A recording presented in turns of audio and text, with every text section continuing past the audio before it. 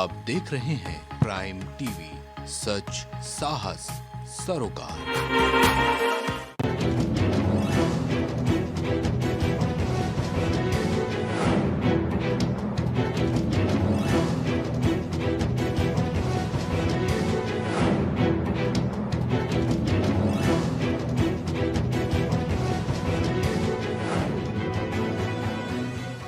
हौसले से भरती ऊंची उड़ान, ना कोई शिकायत और ना कोई थकान, कुछ ऐसी ही होती है एक सशक्त महिला की पहचान।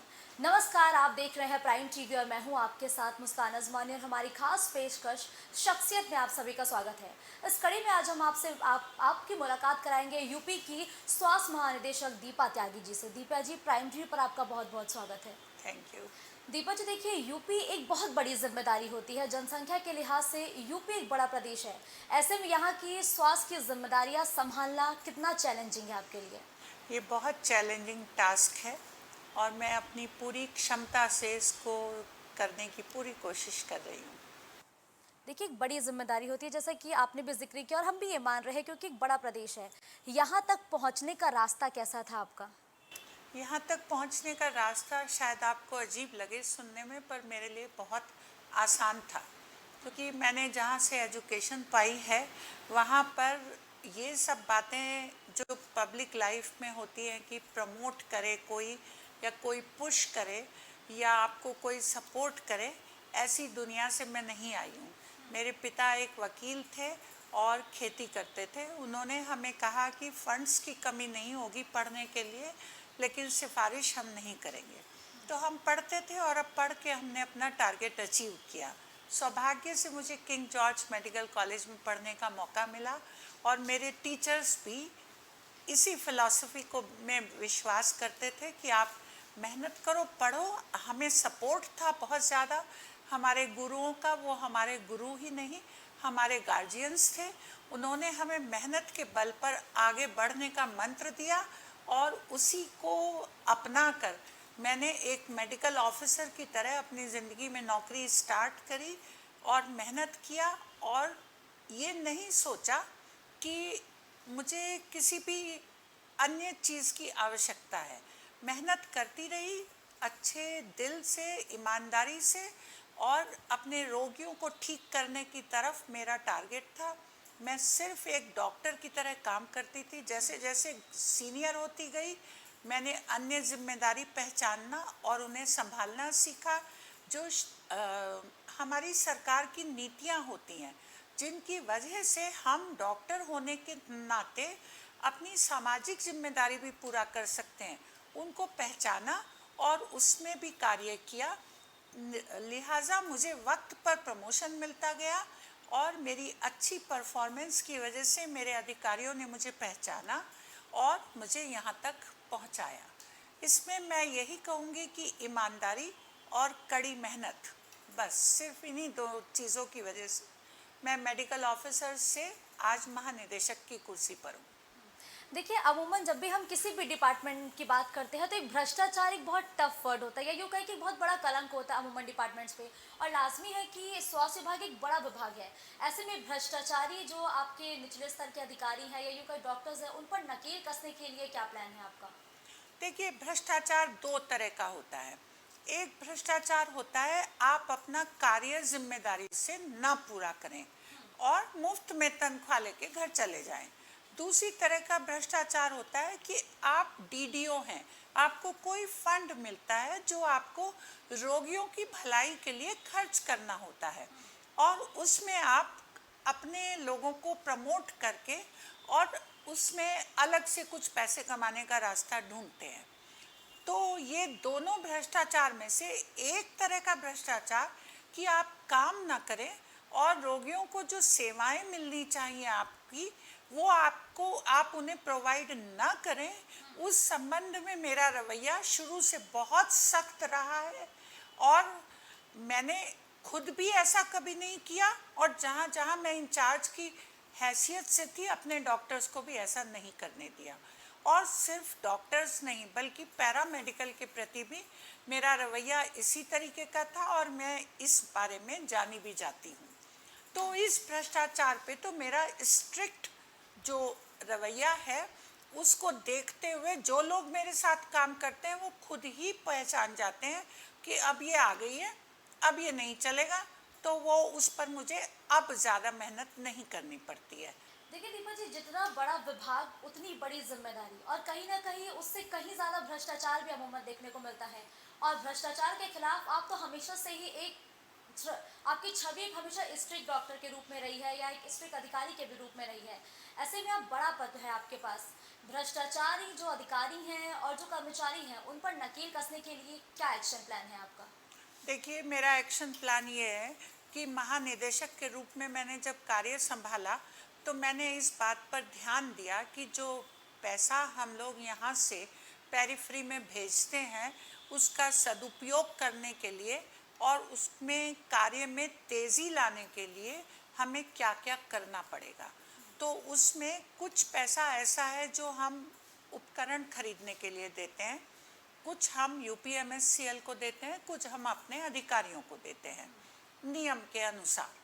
दूसरा ये है कि जब वो खर्च हो जाता है पैसा, तो वो ठीक से खर्च हुआ या उसमें कुछ बेईमानी हुई, इसको देखने का एक तरीका होता है।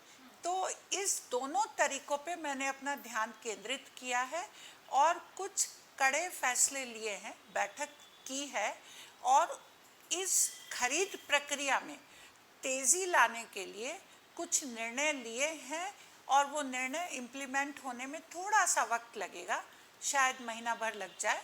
लेकिन दूसरा तरीका होता है जो हम उसकी निगरानी करते हैं कि जो पैसा हमने भेजा था उसका सदुपयोग हुआ है या उसे इधर उधर चैनलाइज किया गया है।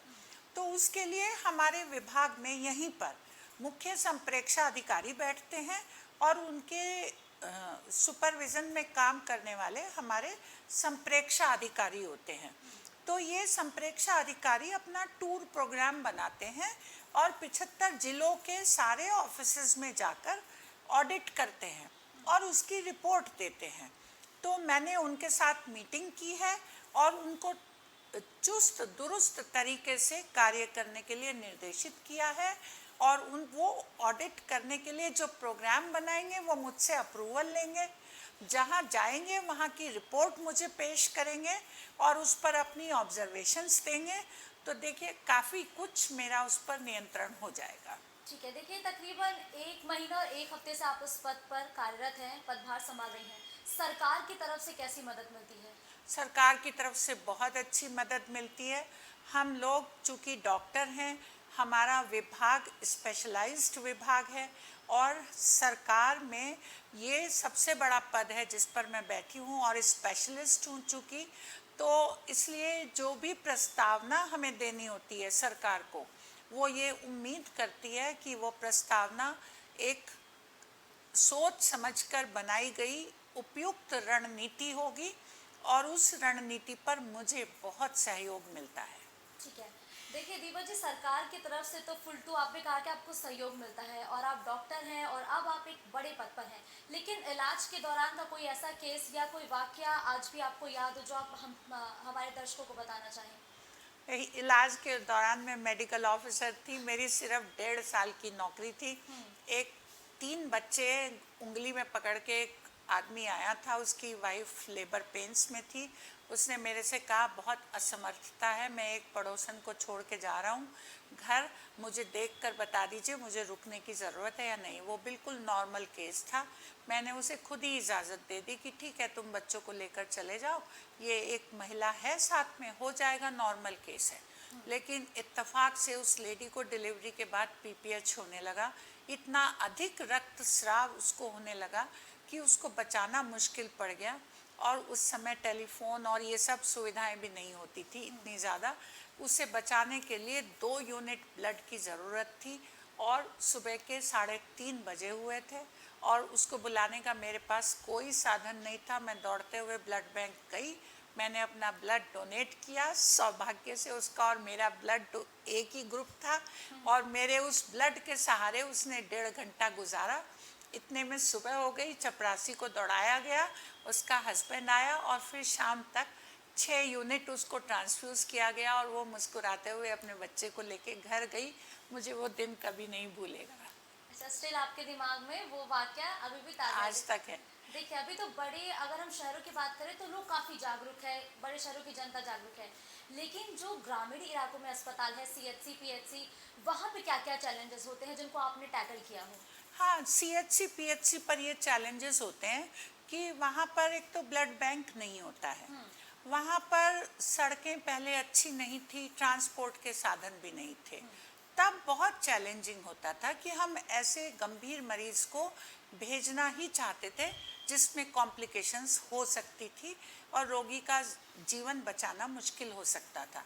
लेकिन अब इस समय पर जबकि सड़कें बहुत अच्छी हो चुकी हैं हमारे प्रदेश की और हमारे पास 102, 108 और एएलएस की सुविधा है। इसके अलावा भी गाड़ियां बहुत लोगों के पास हैं, गांव में नहीं भी हो तो पर्सनल गाड़ियां भी मिल जाती हैं। तो इस समय सीएचसी पर हम लोग सर्जरी करते हैं और उसको बढ़ावा देते हैं और उसमें भी काफ़ी सफलता प्राप्त हो रही है। और यदि उसमें कोई सीरियस हो जाता है तो हमारे पास पूरे साधन हैं कि हम उसे तुरंत उससे बड़े सेंटर पे भेज सकें और उसको बचा सकें। ठीक है। देखिए दीपक जी, अभी आपने एक लेबर पेन का अपने एक वाकया का जिक्र किया, तो एक यूँ कहें कि खबर मेरे जहन में आ गई कि अमूमन हम लोगों ने देखा है कि हमारे पास ऐसी खबरें आती हैं कि गर्भवती महिला को इलाज नहीं मिला, इलाज नहीं मिल पा रहा है, राजभवन की तस्वीरें, या वो खबरें शायद आपको भी याद होंगी। हाँ, मिलती। तो ऐसी तस्वीरें या ऐसी खबरें बाहर ना दोबारा आए, उसके लिए आपका प्लान क्या है, क्या रोड मैप है आपका? देखिए, ये बहुत अनफॉर्चुनेट इवेंट थी और हम लोगों को बहुत बुरा लगा। हम लोगों ने अपना जो को ऊपर होप करके एक सेंटर बनाया है, उसके माध्यम से हम लगातार निगरानी रखते हैं। 102, 108 सेवाओं को भी बहुत पर भी निगरानी रखते हैं लगातार। और दुर्भाग्य से उन दोनों मरीजों ने फ़ोन नहीं किया था 102 को। लेकिन एक घटना हुई थी गोंडा में कि एक महिला घर से आई थी और उसको जो रिक्शा वाला था वो गेट पर बिठाकर चला गया। उसको बहुत दर्द था, उसका पति अंदर स्ट्रेचर लेने के लिए गया था, जिसे लेकर आने में उसको आधा घंटा लग गया और उसका प्रसव वहीं हो गया, जो कि बहुत दुर्भाग्यजनक था। गेट पर स्ट्रेचर होना चाहिए, व्हीलचेयर होनी चाहिए, ऐसे निर्देश सभी चिकित्सालयों को दिए जा चुके हैं और मैं समय समय पर ऊपर जाकर अपने कमांड सेंटर में देखती हूँ कि ये निर्देश लागू हो रहे हैं कि नहीं लागू हो रहे हैं। ज़्यादातर हॉस्पिटल्स, 98% हॉस्पिटल्स ये फॉलो करते हैं अब, और ऐसी घटनाओं को रोकने के लिए हम लोग बहुत सजग रहते हैं और बहुत सख्त निर्देश जारी करते हैं। ठीक है। देखिए दीपक जी, अब तो सरकार ने एक सपना देखा है कि हर एक ज़िले में एम्स हॉस्पिटल बनाया जाए, ताकि जो हर एक ज़िले की जनता है उसे बाहर शहर ना जाना पड़े, बाहर देश ना जाना पड़े इलाज के लिए। लेकिन अभी भी एक हकीकत है कि अस्पतालों में डॉक्टर्स की कमी है। उसके लिए क्या कर रही हैं आप? देखिए, डॉक्टर्स की कमी है, उसके लिए हम बहुत सारे स्टेप्स लिए जा रहे हैं। एक तो बहुत अच्छा स्टेप्स है कि डिस्ट्रिक्ट रेजिडेंसी प्रोग्राम इम्प्लीमेंट किया गया है। यानी मेडिकल कॉलेज में जो छात्र पढ़ रहे हैं और 1 साल की ट्रेनिंग अपने स्पेशलिस्ट विषय में ले चुके हैं, उनको 3 महीने के लिए हम जिला अस्पतालों में उसी स्पेशलिटी में पोस्ट कर रहे हैं और ये लगातार पोस्ट होते रहेंगे और इनको सैलरी मिलती है मेडिकल कॉलेज से। तो आप ये देखिए कि करीब करीब 900 डॉक्टर्स इस साल हमारे विभिन्न जिला अस्पतालों में और अंडर सीएमओ पोस्टिंग कर रहे हैं और लगातार आते रहेंगे। तो ये 900 डॉक्टर हमारे पेरोल पर नहीं हैं, लेकिन जनता को सुविधा देने के लिए ये बहुत इम्पॉर्टेंट कड़ी है। ये अभी लागू हुआ है, 1 जुलाई से ये योजना प्रारंभ हुई है। इसके बहुत अच्छे रिजल्ट्स मिलेंगे। इसके अलावा जो सरकारी मेडिकल कॉलेज है, जैसा कि आपने कहा, हर जिले में एक मेडिकल कॉलेज जरूर होगा और सरकारी मेडिकल कॉलेज में जो एमबीबीएस के छात्र पढ़ने जाएंगे वो 2 साल का बॉन्ड भरेंगे, तो वो 2 साल सरकार को सेवाएं देंगे अपनी। तो वो डॉक्टर हमारे लिए बहुत बड़ा एसेट साबित होंगे। आप देखिए कि यूपी में ही जो एमबीबीएस की सीट हैं उनकी संख्या में निरंतर वृद्धि होती जा रही है। तो अगर हमें 10,000 डॉक्टर मिलते रहेंगे हर साल। तो हमारी जो पीएचसी, क्या आप कहिए कि उपकेंद्र तक हमें डॉक्टर की सेवाएं मिलने लगेंगी, एमबीबीएस डॉक्टर्स की। इसके अलावा जो सेवा में एमबीबीएस डॉक्टर्स हैं उनको हम नीट पीजी एग्ज़ाम देने के लिए प्रेरित करते हैं, ये कहकर कि आप 3 साल पीएचसी पर सेवाएं देंगे तो आपको 10%, 20%, 30% का वेटेज मिलेगा नीट में। यानी किसी डॉक्टर ने क्वालिफाई किया है 291 नंबर पर इस बार, तो समझिए कि 30% मार्क्स इसमें जुड़ जाएंगे, जो कि बहुत बड़ा नंबर है, और उसको पीजी मिल जाएगी। वो पीजी करेगा और पीजी करने के बाद 10 साल विभाग में जरूर सेवाएं देगा। इसके अलावा हम सरकारी अस्पताल में डीएनबी प्रोग्राम चला रहे हैं। तो जिन अस्पतालों में डीएनबी के स्टूडेंट आते हैं, रेसिडेंट आते हैं, उस विभाग की सेवाएं बहुत अच्छी तरह से इम्प्रूव होती हैं और एकेडमिक एक्टिविटीज़ ऐड होती हैं, तो सेवाओं का स्तर और अधिक बढ़ता है। तो हमारे जिला अस्पताल जितने ज़्यादा से ज़्यादा डीएनबी प्रोग्राम में पार्टिसिपेट करेंगे और हम पीजी कराएंगे अपने बच्चों को, तो वो सेवाएं हमारी जनता को ही मिलेगी, यूपी की जनता को। बिल्कुल। अभी तो आपने दीपा जी डीएनबी का जिक्र किया, मैं आपको जरा रोकना चाहूंगी, डीएनबी प्रोग्राम क्या है, इसके बारे में बताइए मुझे। डीएनबी प्रोग्राम 3 साल का डिग्री प्रोग्राम है, जिसको करने के लिए डीएनबी बोर्ड ने गाइडलाइन बनाई है। जो पब्लिक हॉस्पिटल्स हैं वहाँ पर अगर 2 एमडी डॉक्टर हैं किसी विषय में और उनके पास 8 साल का अनुभव है नौकरी में, तो उनके अंडर में हम 2 पीजी स्टूडेंट को एनरोल कर सकते हैं, और उस अस्पताल में 100 बेड से ज़्यादा बेड होने चाहिए और कुछ और सेवाएं होनी चाहिए। उसके लिए हम कुछ एमओयूज भी साइन करते हैं मेडिकल कॉलेज के साथ, और इस तरह से डीएनबी प्रोग्राम हमारे 19 जिला चिकित्सालयों में इस समय चल रहा है, जिसमें कि गायनोकोलॉजी, मेडिसिन और पीडियाट्रिक्स और एनेस्थीसिया और इस तरीके की ब्रांचेस शामिल हैं, जो कि पब्लिक हॉस्पिटल्स के लिए बहुत इम्पोर्टेंट हैं। तो ये डीएनबी प्रोग्राम से एक तो जिला चिकित्सालय अपने आप में इम्प्रूव करता है, दूसरा हमारे ही सिस्टम में, हमारे ही जिला अस्पताल में जो डीएनबी करता है छात्र, वो हमारी सेवाओं में आने के लिए उत्साहित होता है। तो इस तरह से हम अपने डॉक्टर्स की संख्या में वृद्धि करेंगे।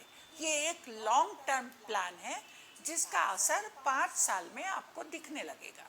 देखिए बहुत कॉम्प्लेक्स चीज़ें आपने मुझे भी बता दी, लेकिन देखिए दीपा जी अमूमन जब डॉक्टर बनने की बात आती है तो जो यूथ है वो बहुत घबराते हैं कि अरे बहुत लंबा प्रोसेस है, जब तक हमें गवर्नमेंट हॉस्पिटल में प्लेस्ड होंगे, हम वहाँ सेवा देंगे, हम बहुत बूढ़े हो चुके होंगे। जब आपने सोचा कि आपको डॉक्टर बनना है तो क्या आपके जहन में ये सारी चीज़ें नहीं आई क्या? नहीं, मेरे जहन में ये सारी चीज़ें नहीं आई, और आज भी अगर हमारा ये यूथ ये सोचता है तो वो गलत सोचता है। आप जरा सा कंपैरिजन कर लीजिए, जितने डॉक्टर हैं एमबीबीएस डॉक्टर और सर्विसेज में आते हैं, एंट्री लेवल पर उनको करीब करीब 65 से 70 हज़ार रुपये महीना तनख्वाह मिलती है, और उसमें उन्हें 6 से 8 घंटे काम करना होता है। ठीक है, ज़्यादा से ज़्यादा 10 घंटे काम करना होता है। आप मुझे बताइए और कौन सा ग्रेजुएट है जिसको ग्रेजुएशन करते ही इतनी सैलरी मिलती हो? आप मुझे बता दीजिए एक भी डिपार्टमेंट, सिवाय आईआईटी के कोई ऐसा डिपार्टमेंट नहीं है। और आपको बताएं कि एमबीबीएस डॉक्टर 5400 ग्रेड पे में आता है और नॉन प्रैक्टिसिंग अलाउंस मिलता है, उसकी तनख्वाह एक एसडीएम से ज़्यादा होती है। तो ऐसा सोचना कि एमबीबीएस करते ही तनख्वाह मिलने लगती है, आप पढ़ते रहिए, उसके बाद पोस्ट ग्रेजुएट हो जाइए, आपकी तनख्वाह भी बढ़ती जाएगी, ऐसा सोचना तो गलत है। अगर आप किसी और विभाग में जाते हैं तो क्या आपको पढ़ाई नहीं करनी पड़ती है? आपको अपने आप को अपडेट रखने के लिए हर विभाग में पढ़ना पड़ता है। तो ये तो सोचना बिल्कुल गलत है। अगर यूथ ऐसा सोच रहा है तो ये दुर्भाग्य है। ठीक है, देखिए दीपा जी, कोरोना जब कोरोना आया तो उस वक्त यूपी ने जिस तरीके से स्वास्थ्य सेवाओं पर काम किया, जिस तरीके से लोगों को इलाज दिया, वो दुनिया भर के लिए एक मॉडल बना। लेकिन आपके मुताबिक अभी यूपी की स्वास्थ्य सेवाओं में और क्या कुछ सुधार करना चाहिए, और आप इस पद पर हैं, आप आगे क्या कुछ सुधार करेंगी? मैं ऐसा समझती हूँ, और आपने खुद ही कहा कि कोरोना मॉडल उत्तर प्रदेश का पूरे संसार में सराहा गया, और ये कहने में मुझे गर्व का अनुभव होता है कि इसमें ज़्यादातर काम सरकारी डॉक्टरों ने किया और अपने प्राणों की भी आहुति दी। इससे अच्छा उदाहरण आपको क्या मिलेगा हमारी सेवाओं का? नंबर 1। नंबर 2, इसमें सुधार लाने के लिए यही बातें हमें और ज़्यादा प्रचारित और प्रसारित करनी है कि कोई और ग्रेजुएशन प्रोग्राम ऐसा नहीं है जिसे करने के बाद इतनी अच्छी सैलरी तुरंत मिलने लगती हो। नंबर 1। नंबर 2, ये एक ऐसी सेवा है जिसे अगर आपने चुन लिया तो आपको कभी भगवान की पूजा नहीं करनी पड़ेगी। आप स्वयं दूसरे भगवान का दर्जा पा जाते हैं। हालांकि मुझे ये कहने में संकोच होता है, क्योंकि इंसान आखिर को इंसान ही रहेगा, भगवान कभी नहीं बन पाएगा। लेकिन लोग तो कहते हैं, और आप दूसरे का दुख दर्द ठीक करते हैं तो वो सब आपके खाते में जमा होता है। मैं तो ये समझती हूँ कि डॉक्टर बनना सौभाग्य है। अगर भगवान ने आपको डॉक्टर बनने के लिए या इस पेशे से जुड़े हुए बाकी पेशे में आने के लिए चुन लिया है तो आप सौभाग्यशाली हैं। एक तो ये बात, और दूसरी बात कि डॉक्टरी पेशे में आने के लिए हम अपने अस्पतालों को स्टैंडर्ड वाइज बेटर इक्विप कर रहे हैं। आप जितना पढ़ के आते हैं उसको सारे ज्ञान को इस्तेमाल कर सकते हैं। सरकारी अस्पताल में ना आने के लिए डॉक्टर यही एक्सक्यूज़ दिया करते थे पहले, लेकिन वो एक्सक्यूज़ जब से NRHM आया है ख़त्म हो गया है।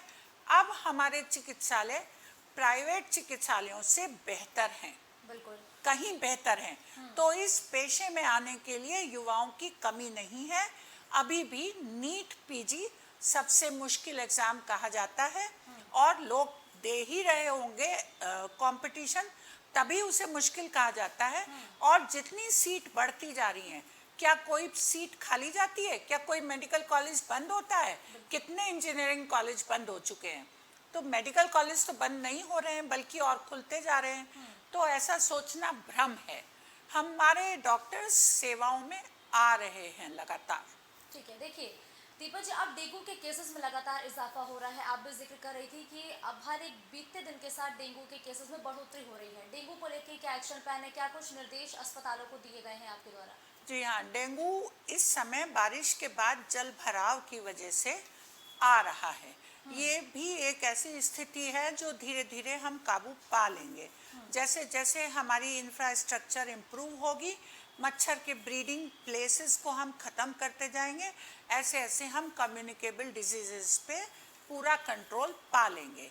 लेकिन जब तक ये पूरा कंट्रोल होता है तब तक हमारे डिप्टी CM साहब के द्वारा सारे मेयर्स को पूरे निर्देश गए हैं। सारे DM को इन्वॉल्व किया जाता है। 14 अंतर विभागीय विभागों की बैठक होती है। उस बैठक के बाद हर विभाग ये काम करता है कि वो मच्छर का ब्रीडिंग रोके, और अगर मच्छर है तो उससे बचने के लिए मसहरी का इस्तेमाल करना, पूरी बाह के कपड़े पहनना, स्प्रे करना और अपने आसपास सफाई रखना, ये काम करता है। और हमारे अस्पतालों में आइसोलेशन बेड्स की व्यवस्था है, मसहरी की व्यवस्था है, सारी दवाइयाँ उपलब्ध हैं, और सबको डेंगू का लेटेस्ट लिटरेचर हर साल भेजा जाता है, और उसके ट्रीटमेंट के बारे में सारी गाइडलाइंस सब जगह भेज दी गई हैं। ठीक है। देखिए दीपा जी, राजनीति बड़ी पेचीदा चीज़ है जो हर एक क्षेत्र को थोड़ा थोड़ा छूती है, चाहे वो पॉलिटिकल हो, चाहे वो हम बात करें एजुकेशन फील्ड की हो, चाहे हेल्थ सेक्टर की हो, चाहे नगर निगम की हो। ऐसे में हाल ही में अखिलेश यादव ने भी स्वास्थ्य सेवा को लेकर तमाम तंज कसे। ये स्वास्थ्य सेवा को राजनीति से आप कैसे जोड़ के देखती हैं? देखिए, मैं राजनीति के ऊपर कोई कमेंट नहीं करना चाहती। मैं इस विषय में बहुत कमज़ोर हूँ। स्वास्थ्य को राजनीति से कभी नहीं जोड़ना चाहिए। ये एक नागरिक का मूलभूत अधिकार है, right to food, right to education and right to health. मुझे लगता है इन 3 विषयों पर राजनीति बिल्कुल नहीं करनी चाहिए। अब आखिरी सवाल आपसे ये रहेगा, सवाल क्या है, अब हम चाहेंगे कि आप प्राइम टीवी के माध्यम से दर्शकों से और स्पेशली युवाओं से क्या अपील करेंगी? मैं युवाओं को ये अपील करूंगी कि आप ऐसा बिल्कुल ना सोचें कि डॉक्टर के फील्ड में जाने पर आपको बहुत पढ़ाई करनी पड़ेगी और आप बहुत देर में पैसा कमाना शुरू करेंगे। ऐसा बिल्कुल नहीं है। आप ग्रेजुएशन करने के बाद पैसे कमाना शुरू कर देते हैं और साथ में पढ़ते जाते हैं और अपने स्किल को निखारते जाते हैं और आप सेवा के क्षेत्र में आते हैं। ये एक बहुत अच्छा सौभाग्यशाली फील्ड होता है, इसको आप बिल्कुल ना सोचें। युवाओं के लिए तो मैं ऐसा कहना चाहूँगी और समाज को मैं ये कहना चाहूँगी कि अगर आप हर व्यक्ति अपने आप को स्वच्छ रखे, अपने कमरे को स्वच्छ रखे, अपने ऑफिस को स्वच्छ रखे, अपने मोहल्ले को स्वच्छ रखे, तो हम सारी कम्युनिकेबल डिजीजेस खत्म कर सकते हैं। बिल्कुल। तो देखिए, आपके हमारे साथ डीजी हेल्थ दीपा त्यागी, जिन्होंने ये तो बताया ही कि वो इस पद पर कैसे पहुंची, कितनी मेहनत के बाद वो उस पद पर पहुंची है। साथ ही साथ उन्होंने युवाओं से भी अपील की है कि जो भी युवा ये सोचते हैं कि मेडिकल सेक्टर में जाना बहुत टफ है, बहुत पढ़ना पड़ता है और नौकरी लगने में बहुत साल लगते हैं, तो ऐसा वो ना सोचे, क्योंकि इस क्षेत्र में जब भी कोई भी युवा डॉक्टर बनता है तो डॉक्टर के लिए एक ही शब्द का इस्तेमाल अक्सर हमने सुना होगा कि डॉक्टर भगवान का दूसरा रूप होते हैं। तो अगर कोई भी नौजवान, कोई भी युवा डॉक्टर बनता है, डॉक्टर की पढ़ाई करता है, तो वो भगवान का दूसरा रूप ही खुद को माने। शख्सियत में अगले हफ्ते हम फिर किसी ऐसे शख्स से आपकी मुलाकात कराएंगे जो आपको कुछ करने के लिए प्रेरित करेगा और जिसकी कहानी आपके लिए प्रेरणा का स्रोत बनी रहेगी। खबरों का सिलसिला यूं ही जारी रहेगा। देश दुनिया की तमाम बड़ी खबरों के लिए आप देखते रहिए प्राइम टीवी। नमस्कार।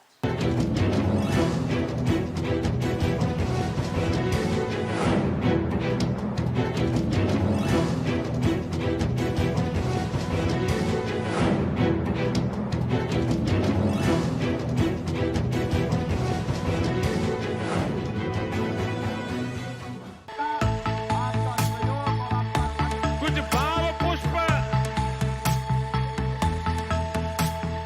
आप देख रहे हैं प्राइम टीवी, सच साहस सरोकार।